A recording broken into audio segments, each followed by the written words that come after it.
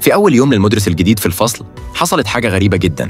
البنات في الفصل اتفقوا يرشوا عليه 100 علشان يمشي، بس في آخر لحظة الولاد اتدخلوا ومنعوهم والمدرس نجا. تاني يوم وهموا فاكرين إنه هيتراجع، جه عادي وراح الفصل، لكن المرة دي البنات نصبوا له شبكة كبيرة علشان يوقعوا فيها، لكن المدرس كان مجهز نفسه وقطع الشبكة بسرعة بسكينة صغيرة كانت معاه. بعد الهجوم التاني المدرس قرر ما يسكتش ورد عليهم.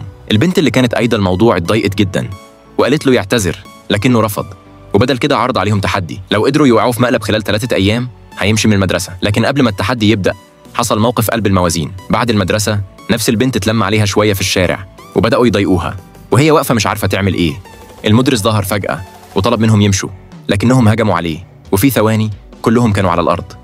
البنت حست بالذنب ووعدت إنها هتتغير وهتركز في دراستها. الهدوء ما طولش، جه طالب جديد للفصل واضح من تصرفاته إنه مش بيحب الدراسة وطلب من الكل يشتغل عنده. ولما المدرس بدأ الحصة بعت أصحابه يخربوها.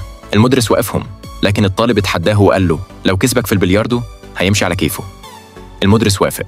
الطالب الجديد كان مدرب بلياردو وسجل نقاط كتير بسرعة والطلبة قلقت، بس ما كانوش يعرفوا إن المدرس ده كان نجم عالمي في اللعبة. وفعلا خلص الجيم في دقيقة واحدة والطالب وقف ساكت مش مصدق.